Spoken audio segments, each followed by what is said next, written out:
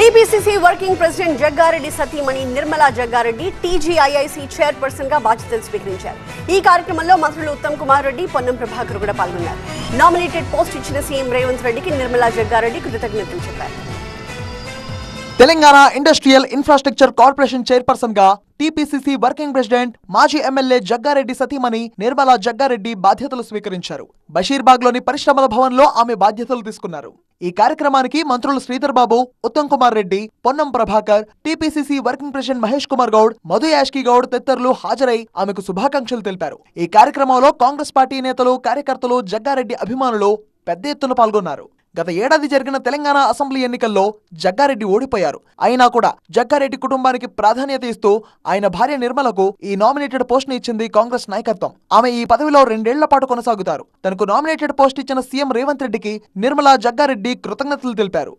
ఎంపీలుగా ఎన్నికైన ఎంపీలకి, ఎమ్మెల్సీలకి, ఎమ్మెల్యేలకి వారికోస్ వెయిన్స్ వ్యాధికి కేవలం 30 నిమిషాల్లో చికిత్స. కాల్ చేయండి 9989527715. మిగతా సభ్యులందరికీ రాష్ట్రంలో, తెలంగాణ రాష్ట్రంలో ఓట్ల మహాశయులందరికీ కూడా నా కృతజ్ఞత తెలియజేస్తున్నాను. మరి తెలంగాణలో ఇది 2వ కార్పొరేషన్గా ఒక మహిళగా గుర్తించి ఇచ్చినందుకు మరొకసారి ముఖ్యమంత్రికి కృతజ్ఞత తెలియజేసుకుంటున్నాను మనస్ఫూర్తిగా.